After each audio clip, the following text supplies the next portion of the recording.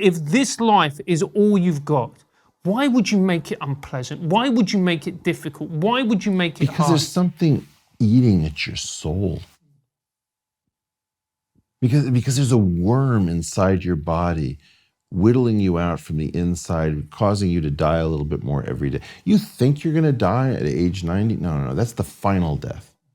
I told my grandfather, I said, there's a last time you do everything and you don't realize when that is. Think about the last time you went backpacking and actually slept out under the stars. For all I know, that part of you was already dead. We are terrified of being alienated from the tribe. We are terrified of standing out because, as you know, thousands of years ago, that meant certain death. But we've been programmed that way.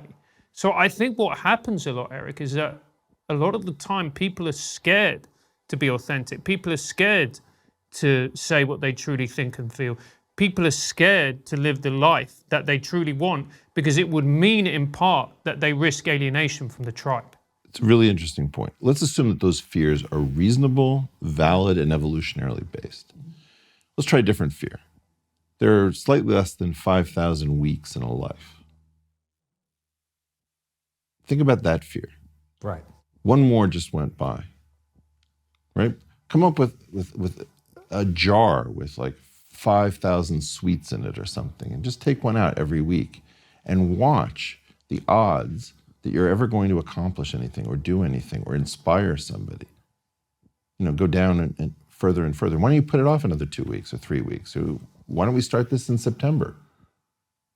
That's right. You know? That's right. Yeah. That's the way. That's the way. And that's how I think about it. That's how I think about it. I take a lot of inspiration from the fact that life is finite. A lot of inspiration. How old are you? 40. Yeah. I take a lot of inspiration from that. Because this is it right here. And you either make the most of it or you don't. Every day. That's it. And to me, Eric, part of the reason why we went insane over COVID, and I use that word accurately because we did go insane. We're still insane. Okay, and I take your point. But the reason for me is because we no longer accept the fact that we are going to die. We don't talk about it. It's a taboo, particularly in Western nations. And you see that with our celebrities, with their weird, smooth, plastic lizard faces, right? Because nobody wants to admit they're aging. Nobody wants to admit they're getting older. Nobody wants to admit that there is an end to this. So that being the case, why would you endure a moment of discomfort in this life if this is literally all you have? Say more. I want to understand this. Sorry? Say more. I want to understand. So why would you? If this is all we have, if this life is all you've got, why would you make it unpleasant? Why would you make it difficult? Why would you make it hard? Because there's something eating at your soul. Because there's a worm inside your body whittling you out from the inside, causing you to die a little bit more every day. You think you're going to die at age 90? No, that's the final death. I told my grandfather, I said, there's a last time you do everything and you don't realize when that is. You know, I crossed the Great Himalayan Range when I was 20 or something on foot. And I thought I would be doing it regularly. That may be the only time I ever crossed the Great Himalayan Range on foot. My ankle now isn't as good as it used to be. Think about the last time you went backpacking and actually slept out under the stars. For all I know, that part of you was already dead. Now figure out how much death you can actually handle in a living body. And figure out, maybe you want to reclaim some of that, right? Maybe you want to reclaim that through having children. Maybe you want to reclaim that through their eyes. You take an ice cream cone, and boy, that ice cream cone looks good to you. And you only have one of them. And you can feed it to your kid. You're going to taste that ice cream cone so much more if you give it to your kid. Because to you, it's just an ice cream cone, right? There's a weird way in which I just think that we're not figuring out how grand this adventure is. And to your point about COVID, I don't even know how to talk about this. I could use some help.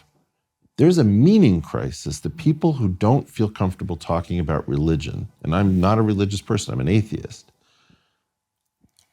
the meaning of life has gone away. You can see an amazing band at a concert. It just doesn't mean what it used to mean. We have better guitarists right now than we've ever had. And they don't mean as much as they meant in the 70s when we were having idiotic arguments whether Clapton, Page, or Hendrix was the greatest guitarist of all time. I don't know what's going on with this. Things are not attaching in the sense of meaning. The greatest quote, and I'm searching for it everywhere, somebody out there help me.